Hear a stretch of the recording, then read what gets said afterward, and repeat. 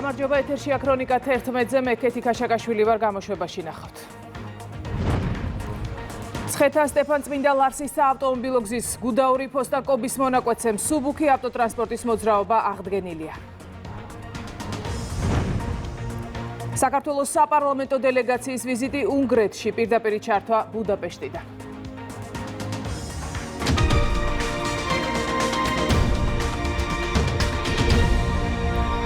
მცხეთა სტეფანწმინდა ლარსის საავტომობილო გზის გუდაური ფოსტა კობის მონაკვეთზე მსუბუქი ავტოტრანსპორტის მოძრაობა აღდგენილია ინტენსიური თოვლისა და რთული მეტეოროლოგიური პირობების გამო საავტომობილო გზების ცალკეულ მონაკვეთებზე დაწესებულია მოძრაობის სპეციალური რეჟიმი. კერძოდ, მისაბმელიანი და ნახევრად მისაბმელიანი ავტოტრანსპორტის მოძრაობა შეზღუდულია მცხეთა სტეფანწმინდა ლარსის საავტომობილო გზის გუდაური ფოსტა კობის მონაკვეთზე, თბილისის სენაკი ლესელიძის საავტომობილო გზის ბორითის სატრანსპორტო კვანძის მონაკვეთზე, გომის საჩხერე ჭიათურა ზესტაფონის საავტომობილო გზის მონაკვეთზე, კოდა ფარცხისი მანგლისი წალკა ნინოწმინდის საავტომობილო გზის კოდა სოფელ ალგეთის მონაკვეთებზე, ნაქერალას უღელტეხილზე, საჩხერე რაჭის გზაზე, ფარცხისი თეთრიწყარო საავტომობილო გზაზე, მარნეული თეთრიწყარო წალკის საავტომობილო გზაზე, ქუთაისი წყალტუბო ცაგერი ლენტეხი ლაზდილის საავტომობილო გზის ოფიტარა მელეს მონაკვეთზე, ქუთაისი ალპანა მამისონის გზის ქორენიში შოვის მონაკვეთზე და ზუგდიდი ჯვარი მესტია ლაზდილის საავტომობილო გზის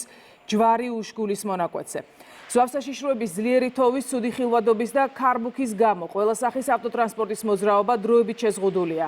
ფარავნის უღელტეხილზე, ბათუმი ახალციხის საავტომობილო გზის სპაქსაძეების ხიდი უთხისუბნის მონაკვეთზე, ნიჩბისი დიდგორი დიდი თონეთის საავტომობილო გზაზე, კორშა შატილის მონაკვეთზე და უშგული ლაზდილის მონაკვეთზე. მხოლოდ მაღალი გამოვლობის ავტოტრანსპორტის მოძრაობაა დასაშვები ბათუმი ახალციხის გზის მონაკვეთზე. საავტომობილო გზების დანარჩენ მონაკვეთებზე კი ავტოტრანსპორტის მოძრაობა თავისუფალია. უწყვეტი გაწმენდითი სამუშაოების შედეგად ამ დროისთვის საერთაშორისო მნიშვნელობის მცხეთა სტეფანწმინდა ლარსის საავტომობილო გზის გუდაური ფოსტა კობის მონაკვეთზე აღდგენილია მსუბუქი ავტოტრანსპორტისთვის მოძრაობა. სხვა ყველა საერთაშორისო მნიშვნელობის გზებზე მოძრაობა მსუბუქი ავტოტრანსპორტისთვის თავისუფალია. ასევე აღნიშნავ, რომ 24 საათის განმავლობაში გზებზე მობილიზებულია შესაბამისი თოვლწმენდი ტექნიკა და იყრება ტექნიკური მარილი. ძლიერი თოვლისა და ლიფყინულის გამო შეზღუდვები გრჩება მისაბმელიან და ნახევრად მისაბმელიან ავტოტრანსპორტზე თბილისის სენაკი ლესელიძის მონაკვეთზე. საავტომობილო გზების დეპარტამენტი მოუწოდეს მოსახლეობას დაემორჩილონ არსებულ შეზღუდვებს და იმოძრაოს ზამთრის საბურავებით. საქართველოს საპარლამენტო დელეგაცია უნგრეთშია, უნგრულ მხარესთან ოფიციალური შეხვედრები რამდენიმე საათში დაიწყება. დაგეგმილია დელეგაციის წევრების შეხვედრები როგორც საკანონმდებლო, ისე აღმასრულებელი ხელისუფლების წარმომადგენლებთან. მარიამ ბუღაძე აშუქებს ვიზიტს და დეტალებს ის მოგვიყვება. საქართველოს საპარლამენტო დელეგაცია ოფიციალურ ვიზიტს უნგრეთში იუნესკოში უნგრეთის წარმომადგენელთან შეხვედრით დაიწყებს. მხარეები შეხვედრის ფარგლებში იმსჯელებენ პროფესიული განათლების პროგრამებზე, ასევე ახალგაზრდების ჩართულობის მნიშვნელობაზე, კულტურული მემკვიდრეობის დაცვისა და ეროვნული იდენტობის შენარჩუნების მიმართულებით. საქართველოს საპარლამენტო დელეგაციას მნიშვნელოვანი შეხვედრები ექნება უნგრეთის კულტურის სამინისტროს წარმომადგენლებთან. შეხვედრა შედგება ასევე უნგრეთის პარლამენტის ვიცე-სპიკერთან და სხვადასხვა საპარლამენტო კომიტეტების თავმჯდომარეებთან. განათლება, ჯანდაცვა და ეკონომიკა ეს ის სამი ძირითადი მიმართულებაა, რომლის გარშემოც ქართული და უნგრული მხარეები დისკუსიას გამართავენ და ერთმანეთს საკუთარ გამოცდილებას გაუზიარებენ. ვიზიტის დასრულების შემდეგ მოლოდინია, რომ ამ სფეროებში ორმხრივი თანამშრომლობა კიდევ უფრო გაღრმავდება და ახალ საფეხურზე გადავა.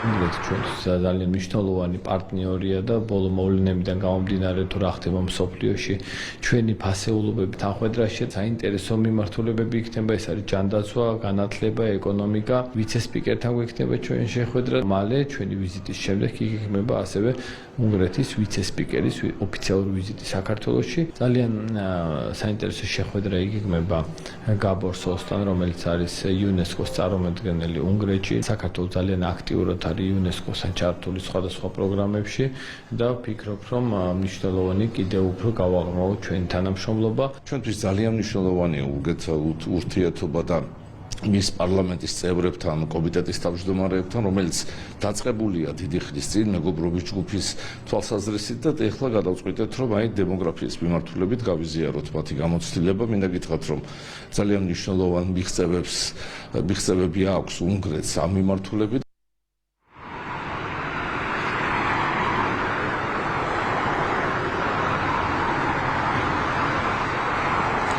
მაგამეთიშა ეს იყო პირდაპირ ჩართვა ბუდაპეშტიდან ვუსმენთ მარიამ ბუღაძეს.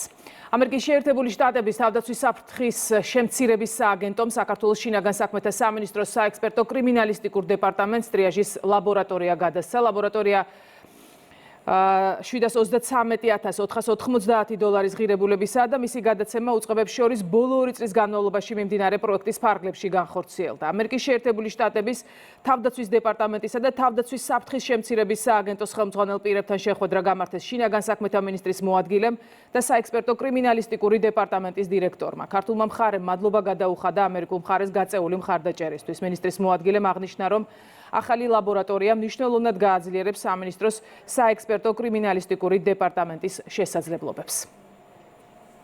შინაგან საქმეთა სამინისტროს საექსპერტო კრიმინალისტიკურ დეპარტამენტს ამერიკის შეერთებული შტატების თავდაცვის საფრთხის შემცირების სააგენტოსგან სხვადასხვა სახის ნივთიერმტკიცებულებათა ტრიაჟის ლაბორატორია გადაეცა. ლაბორატორია მნიშვნელოვნად გააძლიერებს დეპარტამენტის შესაძლებლობას უცნობი და პოტენციურად სახიფათო ნივთიერებების შესწავლის მიმართულებით. თავდაცვის საფრთხის შემცირების სააგენტოს საქართველოსთან თანამშრომლობის ხანგრძლივი და ნაყოფიერი ისტორია აქვს ბოლო 2 ათწლეულის განმავლობაში. დღევანდელი საექსპერტო კრიმინალისტიკური დეპარტამენტის ლაბორატორიის ინსტალაცია წარმოადგენს კიდევ ერთ პოზიტიურ განვითარებას ჩვენი ხანგრძლივი თანამშრომლობის ისტორიაში. საექსპერტო კრიმინალისტიკურმა დეპარტამენტმა დაუღალავად იმუშავა და მათი დაუღალავის შრომა ნათლად ასახავს საქართველოს მტკიცე ერთგულებას ჩვენი საერთო საქმისადმი. ჩვენ მოუთმენლად ველით საექსპერტო კრიმინალისტიკურ დეპარტამენტთან ერთობლივი მუშაობის გაგრძელებას მომავალშიც, განსაკუთრებით კი ზაფხულში დაგეგმილი ექსპერტიზის უწყებათა შორისი სავედე სწავლების მოსამზადებლად.